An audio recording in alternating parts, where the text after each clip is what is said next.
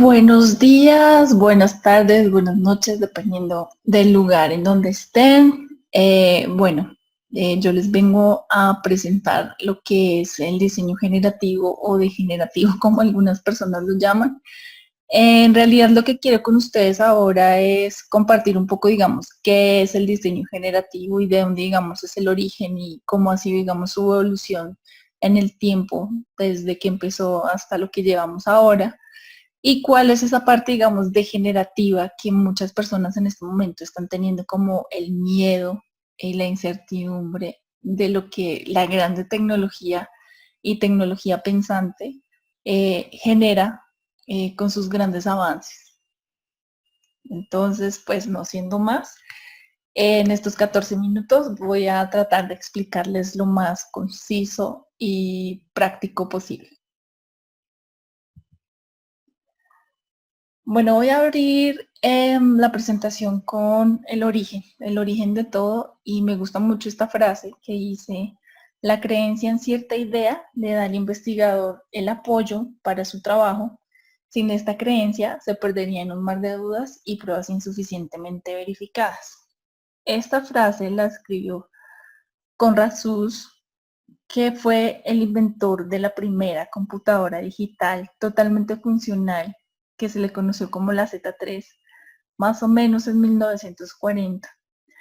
Conrad era ingeniero civil y yo creo que nunca se hubiera podido imaginar que la tecnología cambiaría por completo el sector de la construcción, siendo que él pues prácticamente nunca en su carrera trabajó como constructor o dentro, digamos, del campo de la ingeniería civil, sino siempre por el lado de la computación. Entonces, ya teniendo más o menos en 1940 la primera computadora, unos años después, y basada pues en esta creación, Patrick Hanwery inventó el diseño asistido por computador. Eso fue más o menos alrededor de 1970, dejando atrás, digamos, toda la forma de dibujar a mano y empezamos a dibujar a computador. Esto es lo que se le llamó como el CAD, o lo que conocemos como el CAD. Así que él se le considera el padre del CAD. De ahí a lo que hemos venido hasta acá, pues hemos tenido un gran avance, hemos evolucionado a pasos agigantados. De hecho, pues ha ido cambiando el concepto a lo que conocemos hoy como BIM, que es Building Information Modeling, en donde pues prácticamente utilizamos la tecnología, los software y los computadores como herramienta de trabajo para obtener mejores resultados. Ahora vámonos un poquito de historia. Ahora, digamos, si hay una migración respecto a lo que es BIM hacia el diseño generativo, se podría decir que sí. No sé si dentro de la misma, digamos, concepto de BIM, sino que de pronto ha sido como un poco más de evolución. Entonces, para entenderlo, vámonos a los años 80. Hemos escuchado muchísimo de diseño generativo, yo creo que en los 2 últimos años. En realidad, en la parte evolutiva, por decirlo así, se ha venido dando de 10 años atrás, pero en realidad empezó en los 80. Entonces, en los 80 hubo un hombre muy interesante, un historiador y teórico conocido con el nombre de Lev Manovich, que utilizó un término llamado software de medios.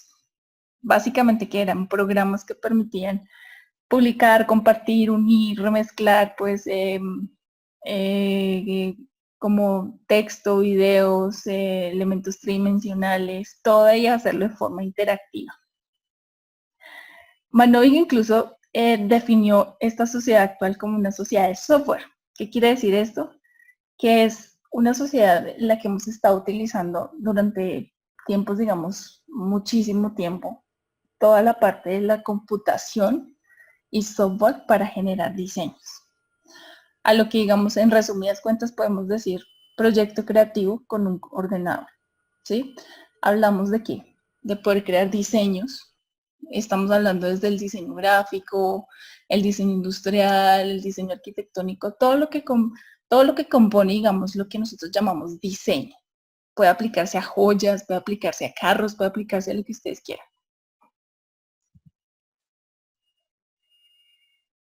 Ahora hablando, digamos, del diseño generativo, hay una cosa que no podemos, digamos, como desvincular, y también es una cosa que hemos escuchado muchísimo a lo largo de estos años, y es la inteligencia artificial.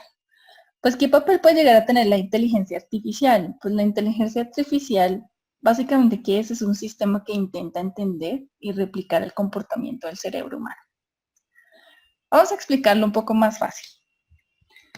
Vamos a imaginar que nosotros tenemos un grupo de células nuevas. Las creamos, están listas para aprender todo lo que nosotros les enseñemos. Ellas empiezan a aprender y así vamos creando a partir de estas otras que ya no solamente tienen los conocimientos de las anteriores, sino que siguen creciendo y tienen más capacidad de aprendizaje. Y así vamos haciendo y haciendo y haciendo hasta tener unas células magníficas, prácticamente súper sabias, con las que vamos a trabajar. Más o menos, palabras más o palabras menos, digamos que es algo muy parecido a lo que hace la inteligencia artificial, si no es casi lo mismo. Entonces, bueno, ¿cómo viene a funcionar la inteligencia artificial, más el diseño, más un software, más todo un lenguaje, ¿no? Básicamente necesitamos de dos cosas. Una estructura de datos que tiene que ver con toda la información que nosotros le vamos a dar. Y una serie o grupo de algoritmos, que es el que nos va, digamos, como a nutrir toda esa parte, y nos va a crear finalmente lo que nosotros vamos a hablar. Todo esto por medio de qué lo hacemos. Lo hacemos a través de un gran diagrama de flujo. Yo creo que muchos de nosotros hemos estado relacionados directamente con diagramas de flujo. Si hemos manejado Dynamo, por ejemplo, en Revit, si hemos manejado algo de Python, de Grasshopper, hemos visto, digamos, cómo estos diagramas se vuelven fáciles para decirle a los software, pues, que es exactamente lo que queremos, ¿no? Entonces es donde nosotros tenemos que interpretar realmente lo que necesitamos, a dónde vamos, qué tan simple o complejo como lo queramos, es dependiendo cómo nosotros le digamos. Nosotros podemos decirle a un programa 1000 maneras lo mismo y llegar al mismo resultado, de muchísimas formas. Podemos decirle aquí empieza el inicio y el final, o podemos decirle aquí empieza y acá luego vamos a parar y luego vamos a voltear y luego vamos a dar una vuelta y no sé qué, y al final vas a llegar. Y vamos a llegar exactamente a la misma puerta. Probablemente, si yo tengo más pasos, pues esa puerta va a tener muchos más datos. Es la misma, pero resulta que esta sí es de madera. Es la misma, pero esta sí tiene un enchape en X material. Es la misma, pero tiene una llave. Entonces, como que ese tipo de cosas uno las va componiendo. O sea, hagan de cuenta que ustedes pueden pedir de lo más simple a algo muy complejo.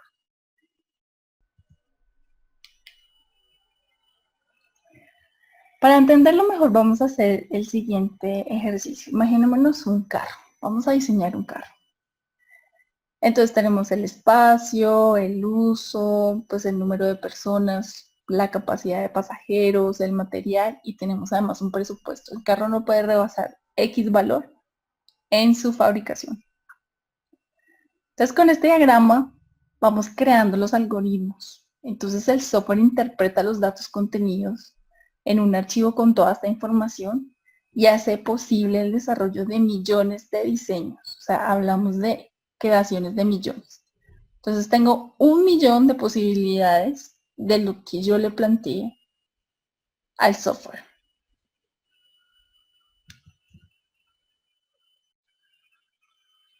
Aquí tenemos un ejemplo que es un proyecto conjunto que hizo General Motors y Autodesk, en donde lo que hicieron fue pedir una pieza que fuera la unión entre las ruedas y la tabla, de la manera más aerodinámica, que tuviera menos material, que fuera ligera, bueno, con ciertas características, y él votó unas opciones. Los diseñadores las revisaron y al final hicieron unos prototipos y las probaron y se decidieron por, digamos, la más eficiente en todos los sentidos que habían aplicado para realizarlo bajo diseño generativo. Entonces, aquí vemos, digamos, el diseño generativo se ha dado mucho en todo el desarrollo del diseño industrial, o sea, ha tenido, digamos, una más visibilidad, por decirlo así, o más utilidad en el diseño industrial. Pero igual, también hace un año más o menos, Autodesk sacó un programa beta de un proyecto de arquitectura en Portland del diseño de sus oficinas. Entonces, ya empezamos a ver mucho más aplicado a la arquitectura el diseño generativo.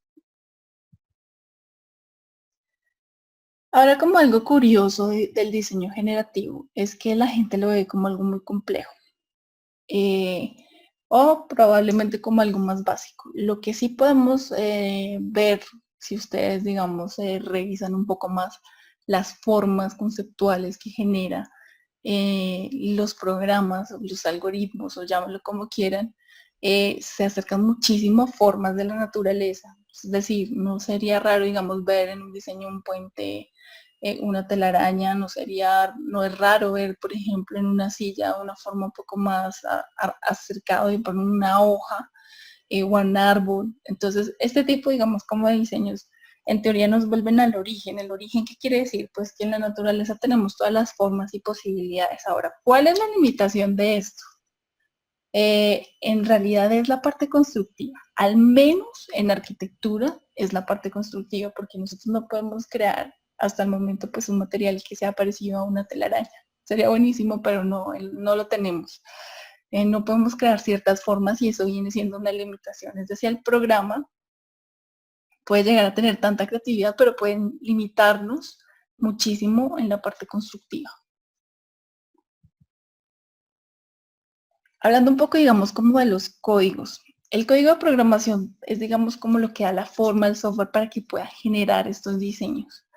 Entonces, muchos de los software de ahora, y sobre todo muchos software BIM, ya vienen con la parte, digamos, de diseño generativo integrado. Rhino la tiene, Revit la tiene, creo que SketchUp va para allá también. Entonces, más o menos para entendernos un poco, los lenguajes que se manejan son Python, Grasshopper y Dynamo en estos software. Ahora entramos a la parte, digamos, del diseño degenerativo, que es como esta parte chocante, de que a mí una máquina me va a empezar a construir diseños que yo probablemente tarde muchísimo o toda la vida en poder generar tanta cantidad de diseños, o sea, humanamente yo no lo puedo hacer, versus, digamos, como lo hacemos ahora, ¿no? Es abrumador primero ver las formas de diseño, porque yo no seré esa jamás, pero tampoco entonces, o sea, me parece bien que estas formas y que, o sea, ahí hay un conflicto, digamos, un poco ético, por llamarlo así. Entonces también es la forma como nosotros lo abordaremos. El hecho de que el programa nos haga 1 millón de posibilidades, 14 millones, o sea, las posibilidades son infinitas en realidad. Digamos que contablemente pues, son millones. No significa que todas estas opciones estén bien. Como les decía, si nos vamos a lo simple, él va a sacar muchas más opciones.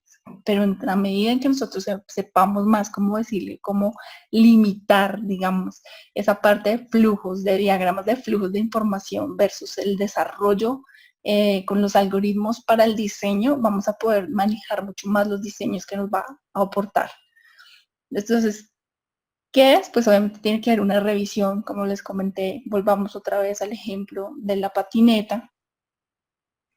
Pues había que comprobar que si fuera la más aerodinámica, que si efectivamente fuera la que tuviera menos material, o sea, todo eso es medible gracias a los software, pero pues igual hay que revisar, hacer una revisión de a mí sí me funciona, si existe la máquina que me pueda crear esa pieza o que pueda yo desarrollar ese edificio como me lo está planteando, pues esa es la parte, digamos, en donde hay que hacer como el chequeo, ¿sí? Hay como que mirar también, pero pienso que también es de un aprendizaje muy valioso que podemos dar ahí. Ahora, el arquitecto real versus el ingeniero de sistemas, que es arquitecto también de información.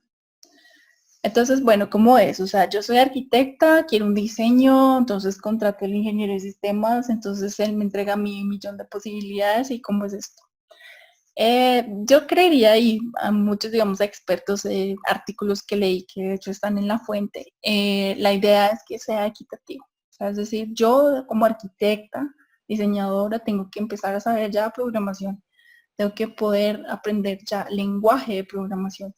Y mi ingeniero tiene que empezar a aprender bases y conceptos de diseño. O sea que el conocimiento debe ser equitativo. No es necesario tener un software específico para desarrollar diseño generativo, es decir, no tengo necesariamente que depender de Revit o de Rhino o de lo que sea, porque hay códigos abiertos que permiten que yo desarrolle mi propio software si quiero, o simplemente utilice, digamos, algunas cosas, o simplemente coloque una app, como por ejemplo Grasshopper es una aplicación al final, que me puede generar toda esta serie de cosas muy interesantes. Entonces, esta, digamos, es otra posibilidad de múltiples opciones que van a terminar saliendo como ramificaciones del diseño generativo. Bueno, y a modo de conclusión, yo pienso que es una oportunidad muy interesante que todos tenemos. Aprender lenguaje de sistemas, de programación, y empezar a ver todas las posibilidades, porque es verdad que aunque esto utilice inteligencia artificial y un montón de cosas para podernos simplificar, entre comillas, toda la parte del diseño, creo que el reto al final se va a volver muy técnico y mezclar esa parte, digamos, de diseño creativo, de los conocimientos versus lo que podemos hacer y cómo podemos manejar estas cosas, pero definitivamente el diseño generativo está empezando, yo diría que sus primeros pasos importantes en todo este cambio de lo que es la construcción 4.0. Entonces espero que en estos 14 minutos hayan podido entender un poco qué es este concepto, porque hay muchas como todavía dudas, inquietudes de qué es esto, cómo se genera y pues al final cómo es. Les haya podido aclarar. Muchísimas gracias.